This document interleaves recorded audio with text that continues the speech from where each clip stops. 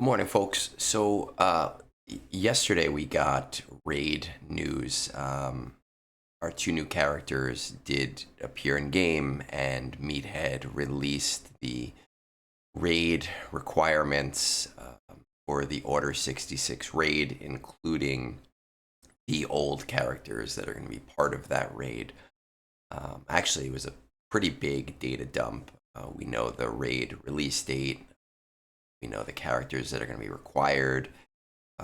We know the faction bonuses and hero units, which essentially does help us to develop what we believe to be some team compositions.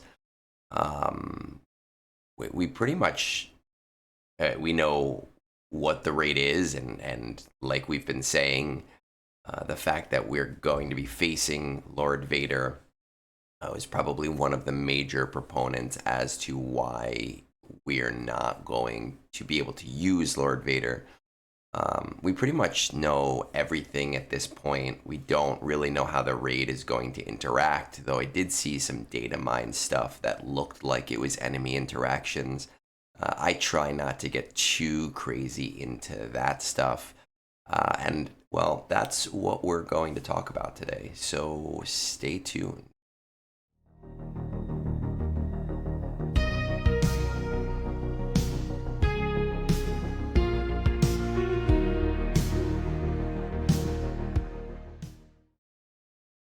Okay, well, there's not much to look at in game itself. I don't think the Order 66 tag has been added to the in game. It has not. Other than the fact that Depa Balaba and Jedi Master Mace Windu are both now currently in the game. And she will appear next week. Jedi Master Mace Windu will appear the week after that. And the raid is set to release pretty much right after Jedi Master Mace Windu's event, after Depa Balaba's event. So we're not going to spend too much time here in game. Let's actually pull up the raid info over here. I'm going to jump around here when it comes to the Order 66 raid info. I'm not interested in all of this information, and we will talk about some of this information more in depth as we get to each point. But we do have our characters who are going to be part of the raid. It is the Old Bad Batch right here. It is the Jedi Vanguard, and I don't know if it's every Jedi Vanguard, but there are quite a few of them. You'll notice that a lot of them are the characters from Battle for Naboo, so that's kind of cool. You may think of it as boring from a gameplay standpoint, but it is incredibly player friendly in that there are tons of people that have the Luminara squad, that have Shakti, that have Kelleran Beck. Obviously, the team compositions themselves are going to be different because the faction bonuses are different, but it does give players a very large base of characters they were already working on to be able to participate with. We are also going to be seeing all the dark side clones, as well as Grand Moff Tarkin. And I think it's somewhere in here, up here. Pirates will be announced, blah, blah, blah. There will be an Order 66 raid faction, but all pirates will be allowed as part of the raid. And just to kind of show you the 4 pirates that we currently have in game, or I should say, really, the 3 pirates that we have in game: Sana and Nest and Hondo Anaka. SM-33 will be impossible to have gotten by that point for another month. So those are our raid characters. Again, we'll talk about it after we kind of go over it. Where is .gg? There it is. We're also seeing a shift down here. No, not there. in our tiering for this raid. So we saw an extra box was added. This is not the extra box. This is the same box as the last raid. But right here, tier 4 was added as a jump between tier 3 and tier 5 to bridge that gap so that it is no longer like, hey, 22 million, you have to do 3 times that amount to get to 67 million. We're seeing that somewhere in the middle, and we're seeing some point reductions here, right? -2, -26, -15. There is an increase at the box 7. There is a increase at box 8, and then a -20 and a -41 at box 10. This is going to make the climb for some of the end game guilds that were not maxing the raid a little bit easier. Notably, personal milestones have not changed. And there is this one little thing, I believe it is right here, where the old box 4 and box 3 converge, but we will talk about that when I bring up my spreadsheet. If we come up, we will see that we are looking for this raid, thankfully, to be a little bit quicker on the time frames, which is very, very, very nice. And we are also seeing a soft commitment to the raid being around for about a year, as opposed to in the past where we were told like 6 to 9 months. Obviously, Naboo was around for a little bit longer than that, almost exactly 1 year. I believe that those circumstances are a little bit different because we were not told about it. And I do think that there were some delays and issues that we were not told about. It just, I don't know. I'm still on the Peridia thing. There's my tinfoil hat. Looking at the faction bonuses, pirates have to do with profit. Jedi Vanguard, this is an interesting one. 50% max health and protection. That signals to me Kelleran Beck is going to be one of the leaders that you're going to want to use.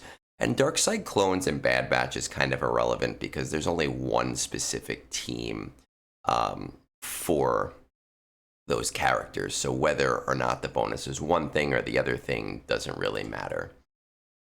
Interesting notes when we go to our hero bonuses, we are getting a Galactic Legend pirate. I know the community is up in arms in that. I'm not even going to bother talking about that. I'm not really a speculator. I don't really see any pirates that I'm like, oh, hey, Galactic Legend, but I also don't care that much about what it is or what it isn't. Kelleran Beck, more speed at full health. That's an interesting thing here. Everything else, nothing else like stood out to me. I think the reason that Kelleran Beck stood out to me is because that's going to end up being part of our budget team for a lot of people.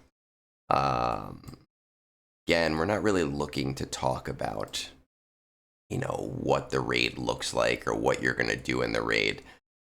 And then we're getting our levels, right? Notably level 0, score multiplier 1x, requirements none. It does say requirements none, but in Naboo, we have a similar requirements none. And that requires, I believe, 5 stars. I'm not 100% sure because all of my characters are above 5 stars. But I think I saw that somewhere in the game. Though 5 stars is not really the biggest ask in the world. And the levels kind of jump the same way that they have in the past.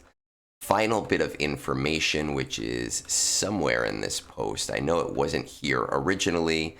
It was added later. There it is. When does the raid go live? 6:25 at 11 a.m., right? Which is 2 Wednesdays from now. Now, I have not been on Reddit for about 10 days. I have read Reddit a little bit. I have been very absent from Reddit over the last 2 days and reading it specifically on purpose. And one of those reasons yesterday was because of raid news. this morning I happened to read some of it, and I know that people are flipping out about this.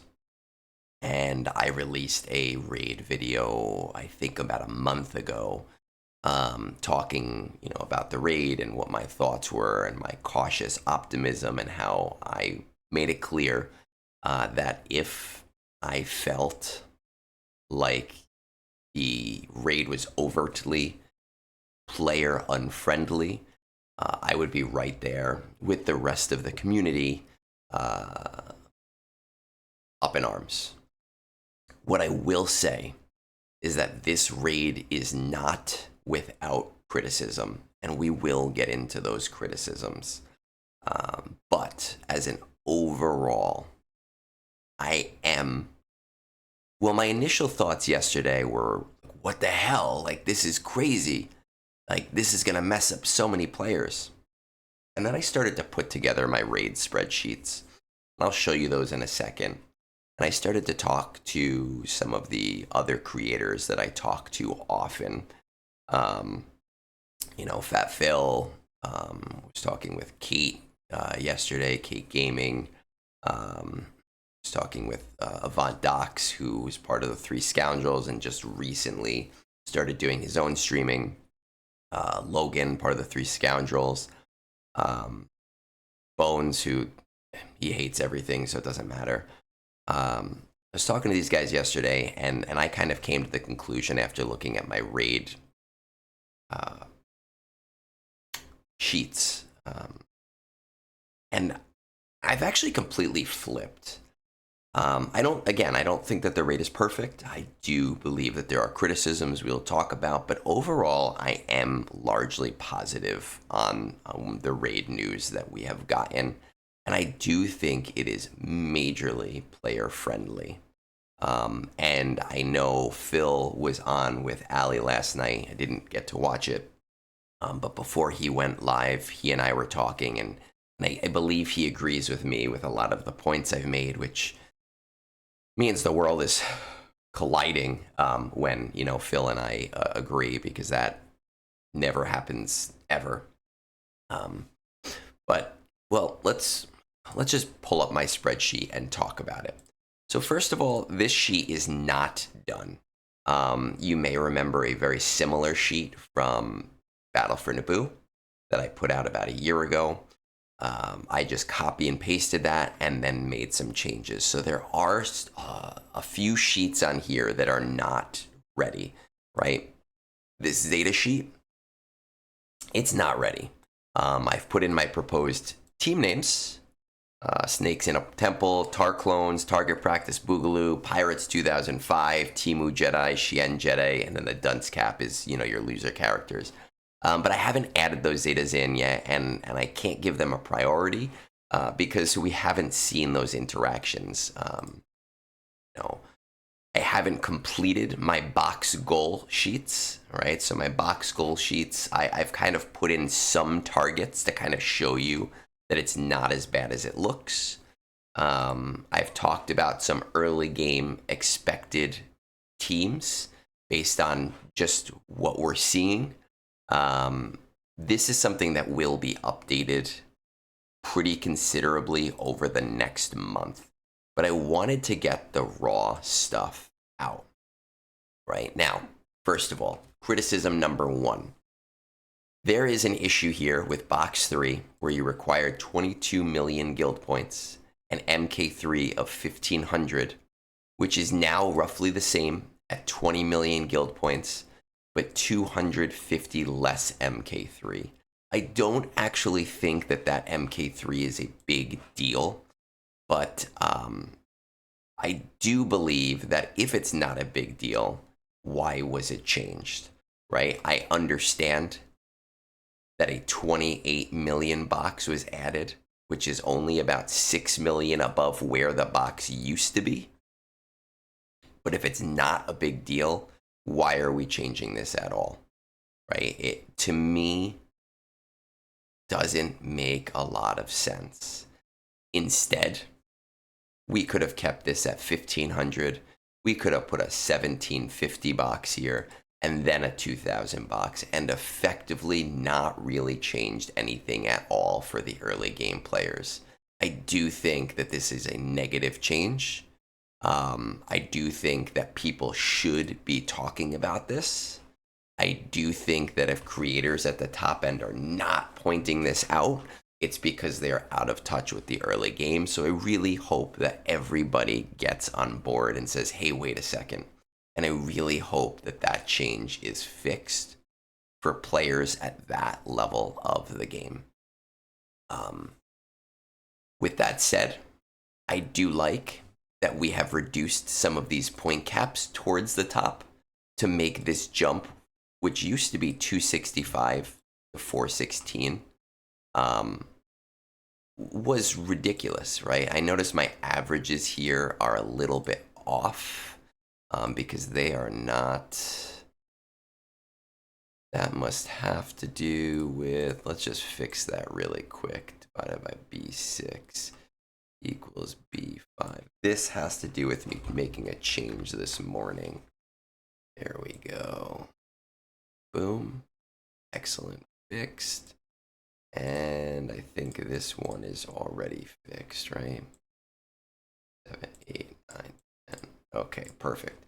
I do think that this jump from 5 million to 8 million was a huge shift before. And while it's still pretty similar when you reduce this as well, I believe that going to 7,500,000 is a very player-friendly change that is going to help players not in the endgame guilds, but who are a part of the late to endgame. So I'm very, very happy about that. When we look at our characters that are in the game, are in the raid, I know that it is a big negative because all of these characters seem very, very gated right now, right? That top team, this second team, 2/3 of this third team. But I see enough potential here in the bottom tier where players who, where is it?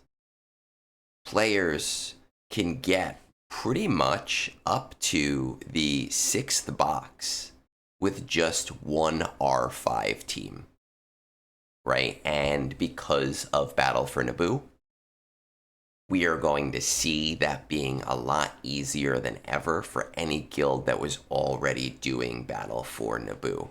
I don't know what that team comp is going to look like, but again, my prediction here is you're going to see something like Kellerbeck, who is part of a huge guild journey, right? That people love, Bo-Katan Mandalore, and was part of Battle for Naboo. And the rest of the team, presumably, is 4 characters that were part of the Luminara Lightspeed bundle, right? So characters that players are already going to have at Relic 5.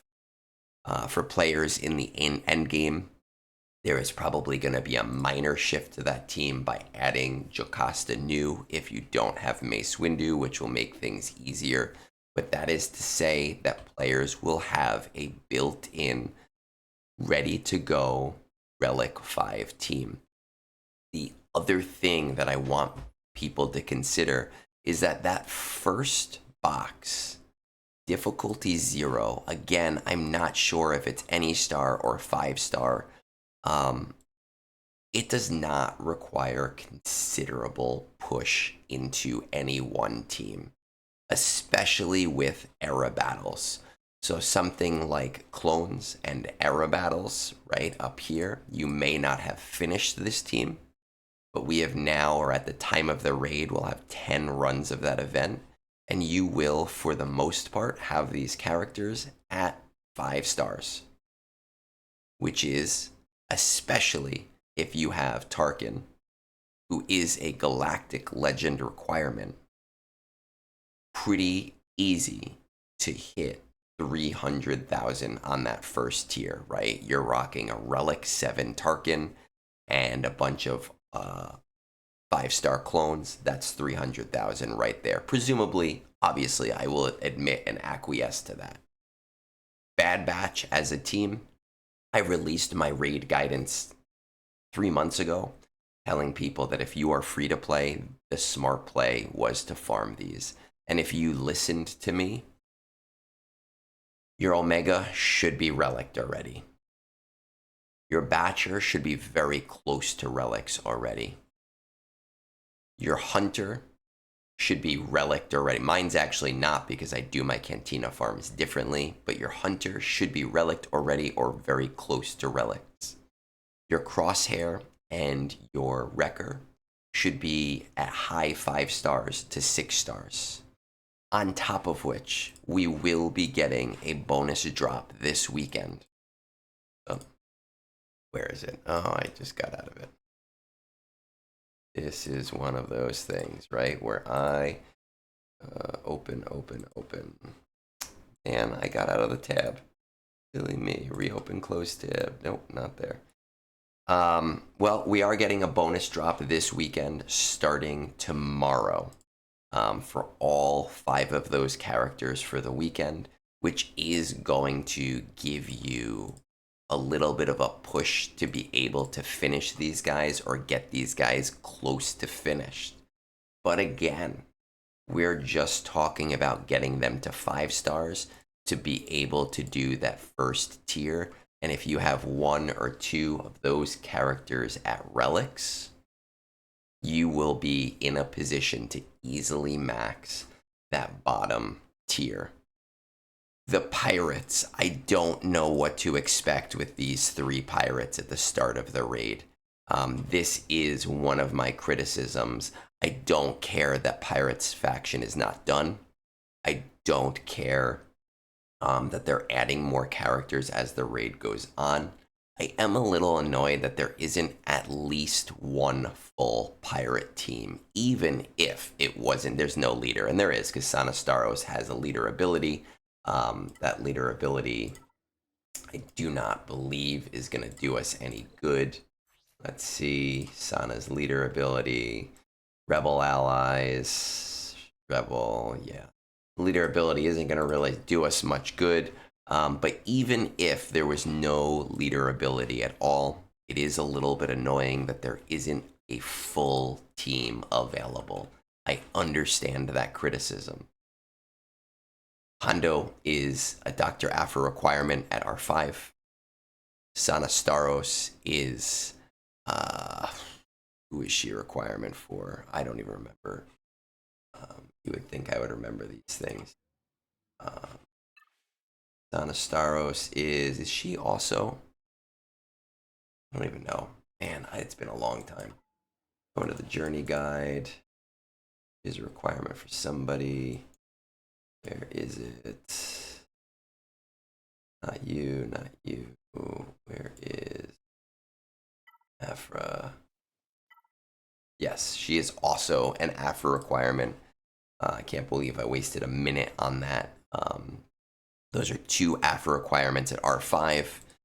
Enfi's Nest, I actually did not have Relic until yesterday. I know she's a very popular Relic, especially for earlier game players, especially for players who Datacron farm because of the current Datacron climate. Will 3 pirates be able to max the first tier without a 5-man team? I don't know. You know, with relics, I do think it is a possibility, but I don't know. And then of course you have your Jedi teams where you are going to have, you know, your regular push team, which will be your Relic 5 team. And you're going to have your leftovers team. I don't know what that leftovers team is going to look like right now, which is again going to be your level 1 300,000 point team. So I want you to look at these tiers and just kind of look at where your guild is at, right? Once again, as a reminder, players will pretty much be able to get to box 6 with 1 R5 team. That's all they need. right? A lot of the guilds that are struggling, you're going to be able to accomplish that without too much issue. You are going to have a much easier jumping off point into Order 66 than you did before jumping into Battle for Naboo, which I know was a clusterfuck. If we add in those 300,000 point bottom tier hits, you are looking at about 2.4 million points per person, which is going to get you to that box 7 with very little effort. Now, like I said, I have not finished my box goals. There will eventually be actual team suggestions in here. Box 1, 1 team. Box 2, 1 team. Box 3, 2 teams with a ton of spillover, 190,000 point buffer. Box 4, 2 300,000 teams, right? Box 5, 300,000 bottom difficulty teams. These are not hard goals to achieve. Box 5, box 4, box 5, box 6.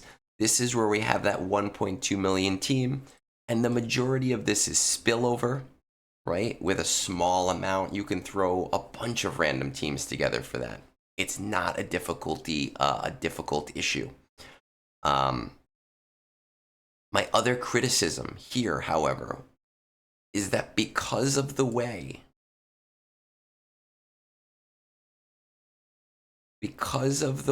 that the points work, and because of the fact that pirates are not an allowable early faction, guilds are going to have a ton of trouble maxing right away. And I know that that is a silly criticism to make, right? I know, and I understand. I understand the fact that this guild is supposed to, or this raid is supposed to be a climb rather than just jumping off at the top. But the reality is that because your rewards are tied to the raid and they change, right? They change when the raid shifts over. We don't know what Battle for Naboo is going to look like yet. These MK3 totals, these can all be exclamation or question marks at this point because there was a shift over in the old raid. But because you are tied to this, players are going to lose considerable rewards. And while at the first 6 boxes, that is going to be super easy to make up, this box and this box are going to be really difficult without the pirate teams already ready, right? While some of these bottom barrel teams will work at the lower tiers, especially when you are completely downgrading, they are not going to work as well at the top end. Okay, that is a much different beast. And here you are looking, I know that these are Naboo teams right now. This again has not been transferred over yet. But here we are looking at a Relic 9 squad, a Relic 8 squad, a Relic 7 squad, and 2 Relic 5 squads in order to max. With our expected team compositions, 1 team is ready, right? We need what? We need 5 teams. 1 team is ready. 2 teams are ready. This whale team, whatever this 5th is going to be, is presumably ready for the whales. That's 3 teams. You're going to have 1 Jedi team. That's 4 teams. We do not have a 5th team available for the high end, and that is problematic. What should have happened here is that this was addressed so that there was actually another box or 2 at the top, or some type of split like we have over here, where we add some more of these interim zones. so that there were opportunities for whale guilds to still have to progress with pirates, but where they had just the possibility to max out without them. Now, with that said, I am not in one of those guilds. My guild is not going to max this raid, at least for the first 6 months. We are at the 265 box for Battle for Naboo, which means that we do have opportunity for growth, and my guild box, right, for the same rewards here is fairly reasonable to hit fairly early. I'm not concerned about my guild. I am just concerned about the possibility of things being fair and things being reasonable. My other criticism, and this is a criticism of the raid system itself, not of Order 66. These hero bonuses and faction bonuses are confusing as hell. They're confusing as hell because they only unlock at specific tiers and not the tiers after them. Which means that a team might be really good at Relic 7, but they're not really good at Relic 8, and maybe they're good at Relic 9, but they might not be. These hero bonuses should unlock at a certain level and stay active for all of the subsequent levels. Maybe they get upgraded in the subsequent levels, but all of those bonuses, once unlocked, should make all subsequent tiers for that team easier, so that we do not get put into the same problematic structure that we did with Naboo, where teams like Luminaro were really, really good at Relic 5, but not really good at Relic 8, right? Or the same thing with Queen Amidala before the change in the raid. Queen Amidala's team was really good at Relic 7 and Relic 9, but did really bad at Relic 8. That was changed about 9 months into the raid. That makes it hard for us to say, hey, go Relic 9 these teams now because it's going to be fine, when we have no idea if that's actually going to screw you over in the long run. And I don't like that. My final thought here on this raid itself is that although I do believe it was relatively player friendly for them to have taken Jedi Vanguard, most of whom are already available in our current raid, I am pretty significantly disappointed that Inquisitors were not a raid faction. This was a great way to make a player positive change with a team that we already demand at Relic 7. There were ways to make it something that was still required for players to push by gating that team behind Relic 9 for its boost, for its faction bonus, by making Marok part of that team instead of somebody that we normally use. Like, we could say, oh, Grand Inquisitor isn't allowed because Grand Inquisitor is Temple Guard, so no Grand Inquisitor, you have to use Marok and Second Sister. You know, as stupid and annoying as it would be for us as players who generally don't use those characters as Inquisitors, and Marok being newer and not accelerated and part of a journey that is still timed, would have been opportunities to monetize that and still provide some player-friendly options. So as I wrap this up, my thoughts on this raid on Order 66 is I am less nervous than I was before. I do think that the community is overreacting, especially at the bottom end. I promise you I will put in the work to make it and figure it out for you. But the reality is that raiding is the core system in this game for rewards, and at every level of gameplay, it should be prioritized. whether that means needing an R9 squad like I do at my level of gameplay, or whether it means just saying, hey, you need to get these characters to 5 stars. Many of these characters, especially for players in the mid to late game, they are characters that are going to work well in territory battles, in Rise of the Empire, especially the newer teams, the Bad Batch, the clones. They are a good opportunity for guilds to be able to push both things instead of one thing. In 2 weeks, we will see what it looks like.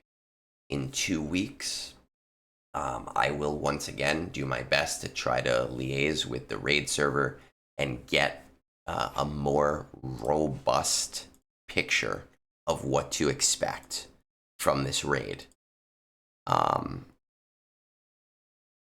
But until then, I'm just begging people to think with their rational brain, because it really is not anywhere near the level of negativity that I know players are reacting right now. And I think that many players are looking at the allowed old characters as being throwaways. And I just don't think that that is the case. And players need to think about their team compositions. I do hope that this was helpful. I do hope that this calms the storm for many of you. On Discord, we will be there doing the work. On Substack, I will be there popping in text posts when I can. On YouTube, on Twitch, there will be a lot of resources. But I do implore everybody to just stop, to think, to assess, figure out your goals, and go from there. All that said, hope you guys have a great day. Peace out.